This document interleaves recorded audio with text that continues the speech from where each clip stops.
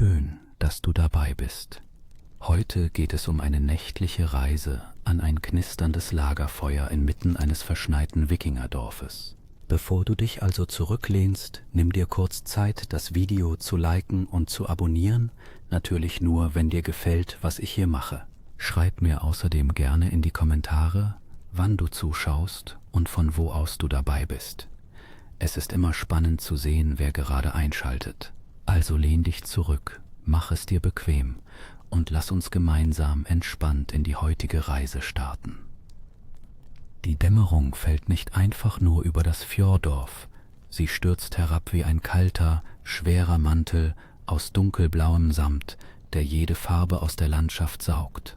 Du stehst auf dem gefrorenen Pfad, der zum Langhaus führt, und spürst, wie die beißende Kälte der norwegischen Küste durch die groben Fasern deines Wollmantels dringt.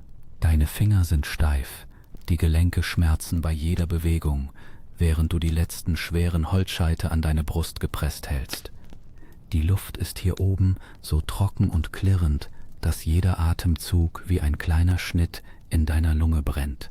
Überall um dich herum zeichnen sich die Silhouetten der anderen Bewohner ab, eine stumme Choreografie des Überlebens. Sie bewegen sich mit einer Präzision, die nur durch die tägliche Notwendigkeit der Selbstbehauptung gegen die unwirtliche Natur geschliffen wurde. Du beobachtest einen der Älteren, wie er mit routinierten Handgriffen die Riegel am Stall festzurrt.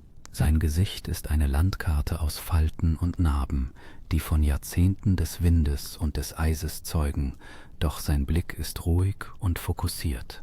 Er prüft die Versiegelung des Eingangs mit Schlamm und Stroh, ein archaisches Bollwerk gegen den Frost, der in der Nacht gnadenlos zuschlagen wird. Du spürst den harten, unnachgiebigen Boden unter deinen Stiefeln, der unter der dünnen Schneeschicht bereits wie Stein gefroren ist. Der Duft von Kiefernadeln mischt sich mit dem beißenden, vertrauten Geruch von aufziehendem Torfrauch, ein Zeichen dafür, dass das Herz des Dorfes, das zentrale Feuer des Langhauses, bereits nach Nahrung giert. Diese Vorbereitungen sind kein bloßer Aufwand, sie sind der Rhythmus eines Volkes, das seinen Platz in einem Kreislauf aus Licht und Dunkelheit gefunden hat. Die Stille, die über dem Fjord liegt, ist fast körperlich spürbar. Es ist das Schweigen des Winters, der das Land fest in seinen Klauen hält. Während du zum Langhaus zurückkehrst, merkst du, wie die Dunkelheit die Konturen der Umgebung, die schmalen Schiffsrümpfe der Langboote, die am Ufer unter Planen aus Tierhäuten ruhen, und die schroffen Felsen förmlich verschlingt. Die Dringlichkeit wächst in dir, eine instinktive Reaktion auf das Schwinden des letzten grauen Lichts. Es geht nicht nur darum, Schutz vor der Kälte zu finden, es geht darum, den Lebensfunken für die nächsten Stunden zu bewahren. Du erreichst den massiven Holzeingang, die geschnitzten Verzierungen am Türrahmen sind unter einer feinen Schicht aus Raureif kaum noch zu erkennen. Deine Hand tastet nach dem schweren Eisenbeschlag des Türgriffs, und in diesem Moment weißt du, dass draußen das Chaos der Nacht übernimmt, während du die Schwelle zur Wärme überquerst.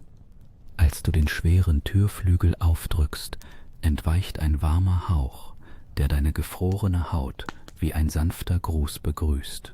Es ist eine Welt des Übergangs, von der endlosen, gnadenlosen Weite des Schnees hin zur verdichteten Sicherheit der Gemeinschaft. Das Licht im Inneren flackert schwach, geworfen von den glutroten Zungen des zentralen Feuers, das den Schatten der Balken eine unruhige Lebendigkeit verleiht. Du lässt das Holz hinter dir in den Schatten fallen, während du bereits das tiefe Knistern der Scheite hörst und spürst, wie die vertraute Schwere des Lebensraumes dich in Empfang nimmt. Die Welt draußen verblasst, während deine Schritte dich unweigerlich in das Herz der Siedlung führen, wo das Flackern des Feuers den nächsten Abschnitt deines Daseins in dieser Nacht einläutet. Die schwere Eichentür knarrt in ihren eisernen Angeln, als du den Schutz des Langhauses suchst. Kaum trittst du über die Schwelle, schlägt dir eine Welle von Wärme entgegen, die sich wie eine schützende Hand auf dein Gesicht legt. Die Kälte der Winternacht, die eben noch an deiner Kleidung gezehrt hat, scheint hier drinnen augenblicklich zu schmelzen. Du befindest dich in einem langen, schmalen Raum, der sich vor dir wie der Rumpf eines gestrandeten Schiffes erstreckt. Überall ist das Aroma von verbranntem Torf, das sich mit dem kräftigen, leicht beißenden Duft von in der Nähe des Daches hängenden Fleischseiten mischt. Es ist ein schwerer, erdig-rauchiger Geruch, der dir tief in die Lungen dringt und dir sofort das Gefühl von Sicherheit gibt.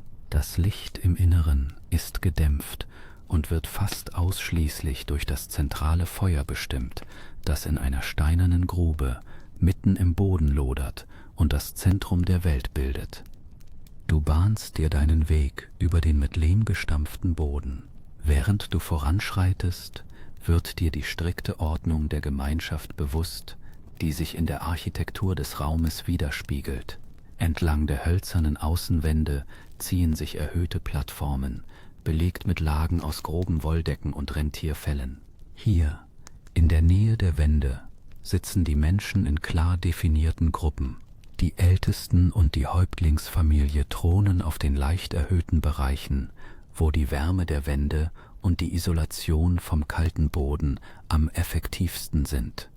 Du siehst, wie sich die soziale Hierarchie in jedem Zentimeter des Raumes ausdrückt.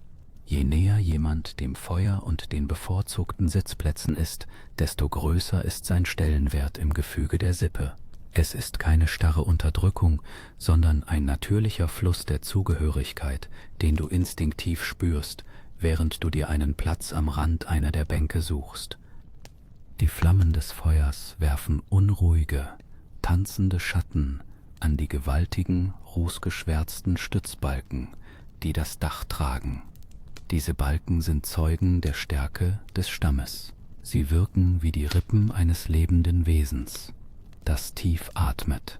Du beobachtest, wie die Schatten die Wandbehänge aus Wolle verzerren, auf denen stilisierte Tiere und geometrische Muster nur noch schemenhaft in der Dunkelheit zu erkennen sind.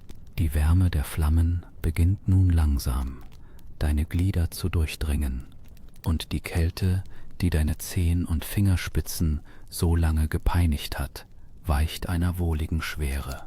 Du lehnst dich zurück, das raue Leder deiner Kleidung reibt sanft gegen das Holz der Wand. Die Geräusche der Welt da draußen sind verstummt, ersetzt durch ein rhythmisches Knistern und das leise, beinahe meditative Knacken des trockenen Holzes im Feuer. In diesem Moment der Stille, in dem der Stress der Arbeit des Tages langsam in der kollektiven Ruhe des Raumes zerfließt, bemerkst du die Anspannung, die von den anderen Menschen abfällt. Die Bewegungen der Bewohner um dich herum sind reduziert, fast schon fließend. Niemand spricht, doch die Gemeinschaft ist präsent. Jeder Blick und jede Handbewegung ist auf das gemeinsame Überleben in der langen Nacht ausgerichtet. Du spürst, wie sich die Gemeinschaft auf die kommenden Stunden einstellt, auf eine Zeit der Stille, in der das Haus selbst zum Hüter ihrer Existenz wird. Dein Blick schweift durch den Raum und bleibt an den Händen der Menschen hängen, die bereits beginnen, ihre Arbeit für die kommenden Stunden vorzubereiten. Die absolute Konzentration in ihren Gesichtern deutet darauf hin, dass die Handarbeit, die nun beginnt, weit mehr als nur Zeitvertreib ist, sondern ein wichtiger Teil ihrer Lebensweise, der dich nun unweigerlich in ihren Bann zieht. Während draußen die Welt unter einer unbarmherzigen Schicht aus Eis und Schnee zu erstarren scheint, entfaltet sich im Inneren des Langhauses eine stille, fast feierliche Geschäftigkeit. Das Licht der zentralen Feuerstelle lässt die Schatten der Holzbalken hoch an die gewölbte Decke kriechen, wo sich der Rauch kräuselt, bevor er durch die schmalen Öffnungen ins Freie entweicht. Du spürst, wie die Konzentration der Menschen um dich herum einen Raum schafft, in dem die Zeit ihren gewohnten Takt verliert. Das Klappern von Werkzeugen und das rhythmische Surren der Handspindeln bilden eine monotone Melodie, die den tosenden Wind draußen in die Bedeutungslosigkeit verdrängt. Jeder Bewohner wirkt wie ein Zahnrad in einem komplexen Getriebe, das den Stamm durch die dunkelsten Monate des Jahres tragen muss. Dein Dein Blick wandert zu einer älteren Frau, deren Finger mit einer Präzision über ein Stück Knochen gleiten, die nur durch Jahrzehnte der Übung erreicht werden kann. Mit einem kleinen, scharfkantigen Steinmeißel ritzt sie filigrane, ineinander verschlungene Tiermuster in das Material, das später als Verschluss einer kostbaren Truhe dienen wird. Du beobachtest, wie sie den Staub vorsichtig mit einem Atemzug entfernt, ihre Miene unbewegt und konzentriert. Es ist dieser meditative Zustand, der dich gefangen nimmt. Die Überzeugung, dass das Schöne nicht nur zur Dekoration existiert, sondern als Schutzamulett und als Beweis für die Ordnung der Welt inmitten des winterlichen Chaos dient. Du spürst die Ruhe, die von diesem handwerklichen Prozess ausgeht, ein uralter Rhythmus, der die Generationen verbindet. Nur ein Stück weiter entfernt sitzen zwei Jüngere und widmen sich den Fischernetzen, die für den kommenden Frühling einsatzbereit sein müssen. Ihre Hände fliegen förmlich, während sie die gerissenen Maschen mit feinen, festen Knoten aus geflochtenem Leinen ausbessern. Du reichst ihnen kurz das Garn und spürst die raue, aber vertraute Textur der Fasern unter deinen Fingerspitzen. Dieses Material, mühsam aus Flachs gewonnen und über Wochen hinweg verarbeitet, ist das Lebenselixier des Stammes. Während du die Textur der Wolle und des Leinens fühlst, wird dir bewusst, dass dieser Akt der Reparatur kein bloßes Handwerk ist, sondern ein Vorgriff auf das Leben, das unter dem Eis schlummert. Es ist eine tiefe, fast religiöse Verpflichtung gegenüber der Natur, die Nahrung verspricht, wenn die Sonne wieder länger am Himmel steht. Neben dir arbeitet jemand anderes an einem Knäuel aus grober, naturbelassener Wolle, die zu einem stabilen Garn versponnen wird. Das leise Schnurren der Handspindel scheint den Herzschlag des Hauses zu imitieren. Du merkst, wie deine eigenen Hände fast automatisch beginnen, den Rhythmus aufzunehmen, die Bewegungen zu imitieren, die hier seit Ewigkeiten tradiert werden. Es ist ein kulturelles Erbe, das in jedem Stich, in jedem Zug des Garns und in jedem Schnitt des Messers bewahrt wird. Die Dringlichkeit, die du noch Stunden zuvor bei der Arbeit im Dorf gespürt hast, wandelt sich hier in eine disziplinierte Form der Geduld.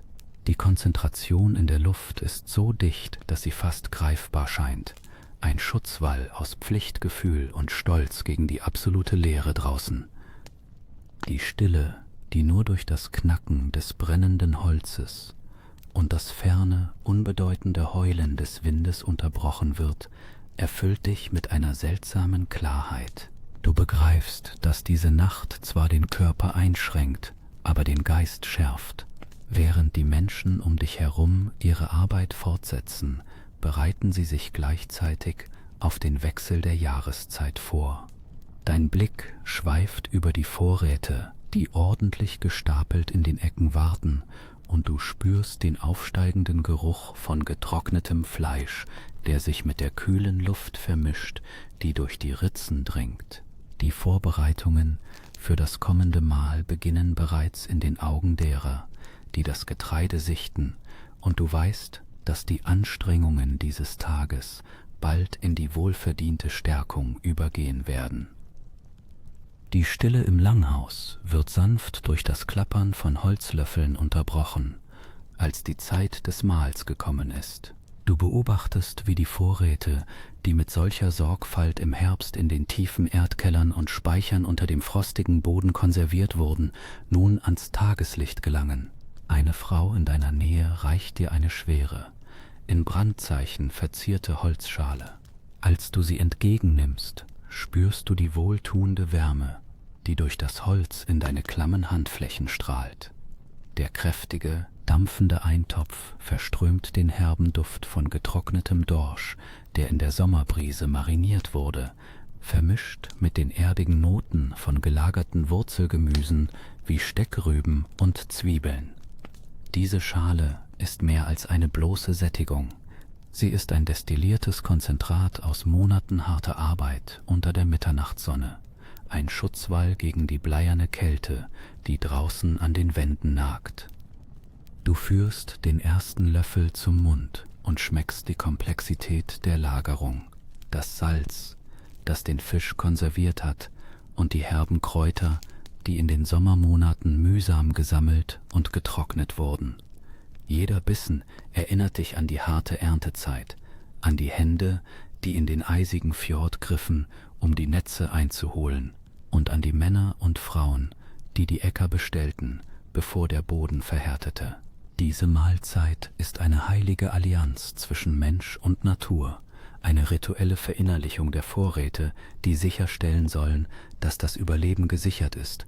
Du spürst eine tiefe Ehrfurcht in der Gemeinschaft. Man ist nicht achtlos, sondern mit einer bedächtigen Langsamkeit, die den Wert jedes Korns und jeden Stücks Fleisch würdigt, als wäre die Nahrung ein kostbares Geschenk der unsichtbaren Mächte. Während die Wärme der Suppe in deinen Magen sinkt und das Zittern deiner Glieder allmählich nachlässt, merkst du, wie sich die Verbindung zwischen den Anwesenden festigt. Es ist eine lautlose Kommunikation, ein gemeinsames Innehalten, während das Schicksal des Stammes durch die Nahrung in jedem von euch präsent wird. Die Stille im Haus wird nur vom Knistern des Torffeuers untermalt, das nun wieder kräftiger auflodert, als wolle es die Dankbarkeit des Stammes gegen die Finsternis verteidigen. Du spürst eine tiefe, fast spirituelle Verbundenheit zu jedem, der hier mit dir teilt, denn jeder Bissen ist ein Sieg über den Winter, ein Versprechen, dass der Stamm den Frost überdauern wird. Diese Verbundenheit bildet den Grundstein für die kommende Nacht, in der die Stimmen der Vergangenheit allmählich in den Schatten des Feuers erwachen. Das knisternde Leben des Feuers verliert seine scharfen Spitzen, während die Flammen niedriger sinken und die brennenden Scheite in eine tiefrote, pulsierende Glut übergehen. Die Wärme in deinem Gesicht nimmt ab, macht einer sanften, fast andächtigen Kühle Platz, die durch das Langhaus kriecht. Du beobachtest, wie die Schatten an den Wänden ihre Form verändern, sich in die Länge ziehen und mit den geschnitzten Drachenköpfen an den Stützbalken verschmelzen. In dieser Stille, die nur vom gelegentlichen Ächzen der alten Holzbalken unter der Last der Schneedecke unterbrochen wird, beginnt der Älteste seinen Gesang. Es ist kein Gesang im modernen Sinne, sondern ein rauer, tiefer Singsang, der tief in seiner Brust zu vibrieren scheint, eine rhythmische Wiederholung, die den Atem des Raumes bestimmt. Du spürst, wie die Töne deine Haut erreichen, eine Frequenz, die so alt ist wie die Fjorde selbst. Es sind keine Worte, die man heute verstehen würde, sondern ein uraltes Erzählmuster, das von Yggdrasil berichtet, dem Weltenbaum, dessen Wurzeln tief in der kalten Erde vergraben sind, genau dort, wo ihr alle jetzt auf dem gefrorenen Boden sitzt. Die Art und Weise, wie die Menschen um dich herum in die sterbende Glut starren, verrät dir, dass sie nicht einfach nur zusehen, sie projizieren ihre eigene Geschichte in den Tanz der Kohlen. Du beginnst zu verstehen, dass diese Geschichten der Anker sind, der diese Gemeinschaft in einer Welt hält, die jeden Tag durch Eis und Dunkelheit vernichtet werden könnte. In dem Singsang hallen die Schicksale der Vorfahren wider, die den Sturm auf den Meeren überlebt haben, um dieses Land zu besiedeln. Du fühlst den Rhythmus ihrer Taten in deinem eigenen Puls. Die Geschichte ist hier kein abstraktes Konzept, sondern eine lebendige, atmende Kraft. Wenn der Älteste die Stimme hebt, meinst du, in der flackernden Glut Silhouetten von Göttern zu sehen, mächtige Gestalten, die in ihrem Handeln so unvorhersehbar und grausam wie die Natur selbst sind. Du begreifst plötzlich die spirituelle Tiefe ihres Daseins. Jedes Mal, wenn sie diese Geschichten rezitieren, bekräftigen sie ihre Bindung an das Land. Es ist ein Akt der Erinnerung gegen das Vergessen, eine Verteidigungslinie aus Worten und Mythen, die das Langhaus sicherer macht als jede hölzerne Palisade. Die Welt außerhalb, die unerbittlich gefrorene Wildnis, scheint in diesem Moment weit entfernt, während dein Bewusstsein vollständig mit der spirituellen Genealogie des Stammes verschmilzt. Die Grenze zwischen dem, was du heute als Realität empfindest, und der mythischen Vergangenheit, von der berichtet wird, beginnt in der sinkenden Wärme fast völlig zu verschwimmen. Du siehst in den Augen deines Sitznachbarn, wie er den Worten folgt, als würde er sie gerade erst neu erschaffen. Die Legenden vom Anfang der Welt aus Ginnung Agab, dem gähnenden Abgrund zwischen Feuer und Eis, werden durch das Knistern der Glut greifbar. Die Welt, so wie sie hier existiert, ist das Ergebnis eines ewigen Konflikts zwischen gegensätzlichen Kräften, eine Wahrheit, die du in der Kälte hinter den Wänden und der Hitze vor deiner Brust spürst. Es gibt kein Außen mehr, das dich von diesen Geschichten trennt. Du bist ein Teil dieses Gewebes aus Schicksal und Überleben geworden, ein Faden in einem riesigen, unsichtbaren Teppich, den sie seit Generationen weben. Die Müdigkeit, die nun langsam in deine Glieder kriecht, fühlt sich nicht wie ein Ende an, sondern wie eine sanfte Vorbereitung auf die Stille, die gleich kommen wird.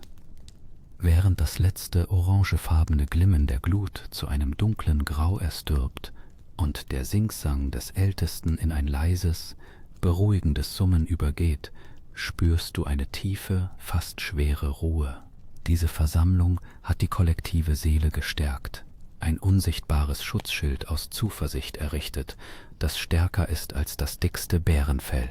Du merkst, wie deine Augenlider schwerer werden, während die Gemeinschaft sich in eine nahezu meditative Stille zurückzieht. Das nächste Kapitel des Lebens beginnt sich anzukündigen, nicht durch Worte oder Befehle, sondern durch das gemeinsame, natürliche Bedürfnis nach dem Schlaf, der die Kräfte für den kommenden Tag regeneriert. Die Dunkelheit, die nun den Raum ganz einnimmt, ist kein Feind mehr, sondern ein sanfter Mantel, unter dem das Dorf in eine andere Ebene der Existenz hinübergleitet, während du dich auf den Schlaf vorbereitest. Die Zeit scheint ihre scharfen Kanten verloren zu haben. Während die Glut des Feuers in ein mattes, pulsierendes Orange übergeht, das an das letzte Glühen eines verlöschenden Sterns erinnert, sinkt eine schwere, samtene Müdigkeit über deine Glieder. Um dich herum verlangsamt sich das Leben. Du siehst, wie sich die anderen Gestalten in ihre schweren Bären und Schaffele wickeln, die Schichten aus grober Wolle und gegerbtem Leder wie eine schützende zweite Haut. Es ist ein instinktives Zusammenrücken, ein organisches Verweben der Körper, das die Wärme innerhalb der Gemeinschaft hält. Die Stille im Langhaus ist nicht leer, sie ist gefüllt mit dem rhythmischen, tiefen Atmen der Schlafenden, ein beruhigender Klangteppich, der dich tiefer in den Zustand zwischen Wachsein und Traum zieht. Dein Blick wandert nach oben zur Rauchöffnung im Dachgebälk, dem einzigen Fenster zur unendlichen kalten Welt da draußen. Dort oben, gefangen zwischen den schwarzen Balken des Daches, funkeln die Sterne wie ferne, gleichgültige Götteraugen in einem frostigen Firmament. In der Stille hörst du das ferne, metallische Knacken des gefrierenden Holzes im Gebälk, das sich unter der Last der Kälte zusammenzieht. Es ist der Klang einer Welt, die innehält. Du spürst eine seltsame Isolation, eine scharfe Trennlinie zwischen dem winzigen, warmen Lebenspunkt dieser Siedlung und dem unermesslichen, dunklen Ozean aus Frost, der das Land umschließt. Und doch empfindest du keine Angst. Die Verbundenheit mit den Menschen um dich herum, das gemeinsame Teilen dieser winzigen Zuflucht, verwandelt die Isolation in ein Gefühl von sicherem, archaischem Frieden. Im Halbschlaf vermischen sich die Geräusche. Das ferne Scharren der Rinder im angebauten Stall, die nervös mit ihren Hufen auf den gefrorenen Boden treten, wird Teil deines Traums. Du spürst die Verbindung zu diesen Tieren, die ebenso wie ihr auf die nächste Ernte warten. Es ist eine symbiotische Gemeinschaft, in der das Überleben eines jeden von der Ruhe und Vorsorge des Ganzen abhängt. Du erinnerst dich an die harten Regeln des Winters, wie das Vieh in den angrenzenden Raum verlegt wurde, um die Körperwärme für das Langhaus zu nutzen, eine clevere, lebensnotwendige Architektur, die den Lebensrhythmus von Mensch und Tier in diesem frostigen Klima eng miteinander verknüpft. Du schließt die Augen und lässt die Kälte, die draußen an den Wänden nagt, in den Hintergrund treten. Dein Körper ist nun vollkommen entspannt, eingebettet in die grobe Struktur deiner Decken, deren Geruch nach Schafwolle und Rauch dich in Sicherheit wiegt. Der Winter ist hier kein Feind mehr, sondern ein notwendiger Schlaf für die Welt, ein tiefer Atemzug der Natur, den ihr alle gemeinsam teilt. Alles, was ihr seid, eure Vorräte, euer Handwerk, eure Geschichten, ruht in diesem Moment. Doch als du fast in die Dunkelheit des Schlafs abgleitest, spürst du eine subtile Veränderung im Luftzug. Ein leises Zischen, ein unnatürliches Pfeifen, das nicht aus dem Inneren kommt, beginnt an den schweren Holzbalken zu rütteln. Ein plötzlicher, peitschender Luftzug reißt dich aus dem wohligen Dämmerzustand. Es ist nicht das gewohnte Knacken des Holzes, sondern ein animalisches Heulen, das den Först des Langhauses erzittern lässt. Die Kälte, die zuvor nur als ferner Nachbar existierte, drängt nun mit gnadenloser Kraft durch die Ritzen im Flechtwerk der Wände. Du spürst, wie sich die Härchen auf deinen Armen aufstellen, als die Temperatur in Sekundenschnelle fällt. Das Feuer in der Mitte des Raumes flackert wild.